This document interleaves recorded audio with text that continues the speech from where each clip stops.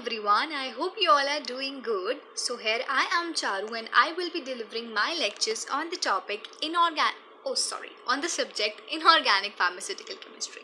तो कुछ और बात करने से पहले मैं ये क्लियर करना चाहती हूँ कि इनऑर्गेनिक फार्मास्यूटिकल केमिस्ट्री बेसिकली है क्या, ठीक है। क्योंकि हम कोई भी चीज़ पढ़ते हैं तो हमें एक्चुअली पता होना चाहिए कि हम पढ़ने क्या चाह रहे हैं, ठीक है।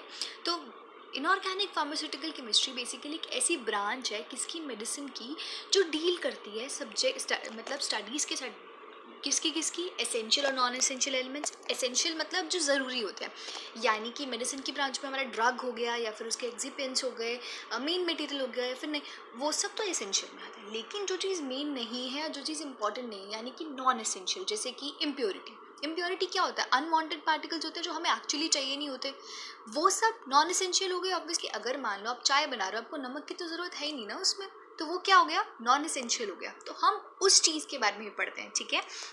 उनकी प्रिपरेशंस के बारे में पढ़ते हैं कि जो हमने ड्रग बनाया वो उनकी प्रिपरेशंस कैसे होंगी, उसकी प्योरिटी, स्टैंडर्ड्स ऑफ प्योरिटी के बारे में भी पढ़ते हैं। आइडेंटिफिकेशन के टेस्ट भी करते हैं और एट लास्ट लिमिट टेस्ट भी करते हैं। अब ये सब तो सिंपल वर्ड्स थे, लिमिट टेस्ट एक नया वर्ड है आई थिंक आप लोगों के लिए। तो लिमिट टेस्ट बेसिकली क्यों किया जाता है? ताकि हम डिटरमाइन कर सकें क्या क्वालिटी किसकी, जो हमने ड्रग बनाया उसकी, मतलब उसमें कितनी प्योरिटी है, कितनी क्वालिटी ऑफ प्योरिटी है, कितने एक्सटेंट तक वो प्योर है, ठीक है। ये सब हम इनऑर्गेनिक फार्मास्यूटिकल केमिस्ट्री में चेक करते हैं।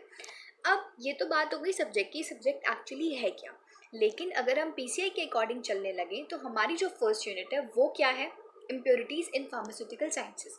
इम्प्योरिटीज़ को पढ़ने से पहले भी, यानी कि जो इम्प्योरिटीज़ हमारे फार्मास्यूटिकल साइंस सब्सटेंसेज में हम लोग पढ़ने वाले हैं, उसको पढ़ने से पहले हम ही पढ़ना है हिस्ट्री ऑफ फार्माकोपिया। अब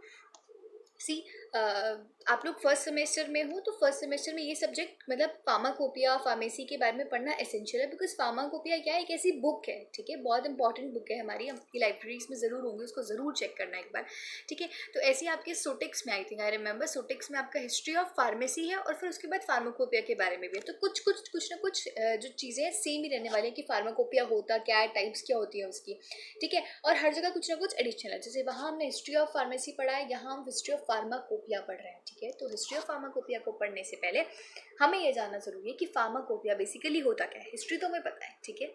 तो हम फार्माकोपिया से शुरू करते हैं। फार्माकोपिया बेसिकली वर्ड ही खुद डिटरमाइन करने वाला है कि वो है क्या, ठीक है।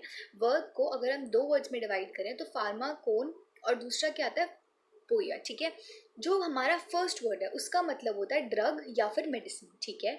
और जो हमारा सेकंड वर्ड है उसका मतलब होता है टू मेक। और जब हम इस दोनों चीज़ों को कंबाइन करते हैं तो हमें एक लिस्ट मिलती है किसकी? मेडिसिनल सब्सटेंसेस की, क्रूड ड्रग्स की, एंड ऑल्सो कंटेन्स फॉर्मुलेशन। इसके अंदर फॉर्मुलेशंस भी होते हैं, यानी कि अगर वर्ड से देखो टू मेक ड्रग को कंबाइन करो तो ये पता चलता है कि आपने एक ड्रग को बनाने के लिए जो भी उसमें स्टैंडर्ड्स हैं, जो भी चीज़ें हैं, उनकी लिस्ट वगैरह है, उन सब के बारे में उसमें लिखा हुआ होगा, ठीक है।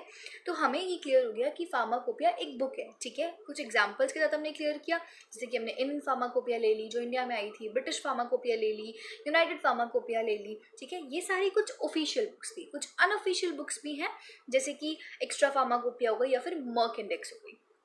बट बात यहाँ आती है कि हमें पढ़ना था हिस्ट्री ऑफ फार्माकोपिया, यानी कि फार्माकोपिया आया कहाँ से? इंडिया में आया, ब्रिटिश में आया, अलग अलग फार्माकोपिया हर जगह की है ना, ये सब आई कैसे, इनकी स्टार्टिंग कैसे हुई, क्या पॉइंट्स थे, वो सब हमें पढ़ना है, ठीक है।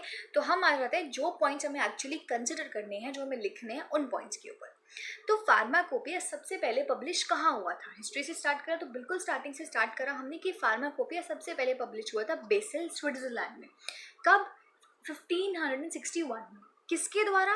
बाय डॉक्टर एफोई, ठीक है। इन्होंने उसको पब्लिश किया था। बट ये जो फार्माकोपिया थी वो जनरल यूज में नहीं आई थी। कब तक? 17th सेंचुरी के बिगनिंग तक। अब कोई भी चीज़ नई नई आती है ना तो वो पर्टिकुलरली ऐसे आ तो जाती है, बट उसकी वैल्यू उतनी नहीं होती जब तक उस चीज़ को एक्चुअली समझा नहीं जाता। ये डॉक्टर ए फोई ने बनाई थी, ठीक है। लेकिन उन्होंने बनाई, बाकी लोगों को वो चीज़ की नॉलेज थी ही नहीं, तो इसको ज़्यादा दिया नहीं गया। लेकिन जो लोगों ने फिर आगे इसको पढ़ा, आगे इसमें बहुत सारी चीज़ें हुई।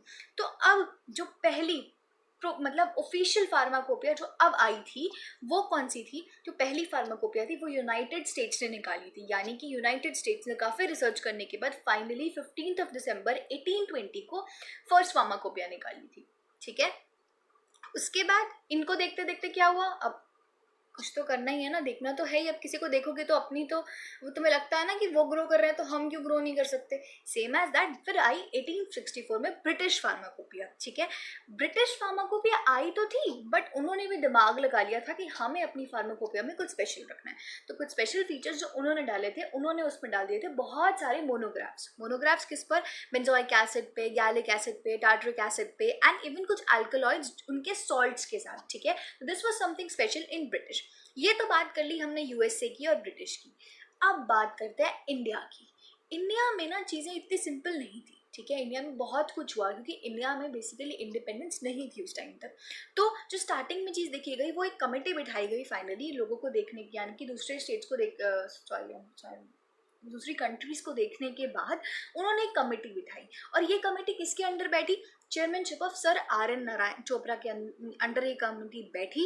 इसमें 9 मेंबर्स थे और उन्होंने फाइनली 1946 याद रखना, जब इंडिपेंडेंस हमें नहीं मिली थी, at that point of view बहुत सारी चीज़ें उन्होंने ड्रग्स को प्रिपेयर, जो ये 9 लोगों थे उन्होंने मिलकर क्या किया, ड्रग्स की लिस्ट प्रिपेयर करी, 48 मोनोग्राफ्स प्रिपेयर किए जो बीपी में नहीं थे। बीपी मतलब ब्रिटिश फार्माकोपिया, उसकी शॉर्ट फॉर्म है ये। इंडियन फार्माकोपिया को आईपीवी कहते हैं और यूनाइटेड स्टेट फार्माकोपिया को हम यूएसपीबी कहते हैं, ठीक है।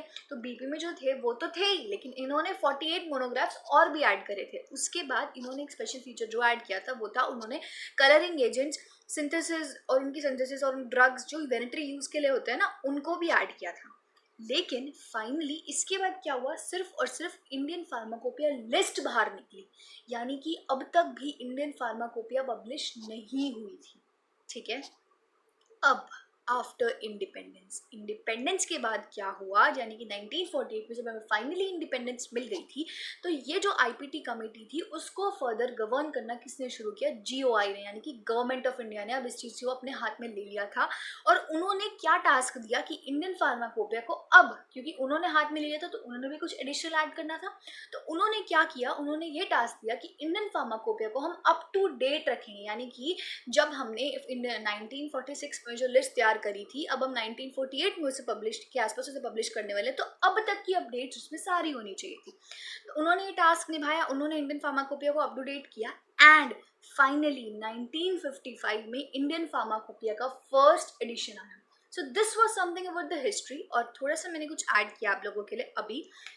अभी एट प्रेजेंट इंक्रीज होता गया, अप टू डेट करने के चक्कर में क्या हुआ, 8th एडिशन तक हम पहुंच गए हैं। किसके? इंडियन फार्माकोपिया के। अभी जो रिसेंटली लास्ट एडिशन आया वो 2018 में आया, जो कि ऑरेंज कलर का है। ये थोड़ी जनरल नॉलेज की बातें हैं, थोड़ा बहुत कोशिश इंटरेस्ट बना रहेगा इससे आप लोगों का, ठीक है। तो that's it for the day. Thank you and keep loving and keep sharing. Lots of love for you guys.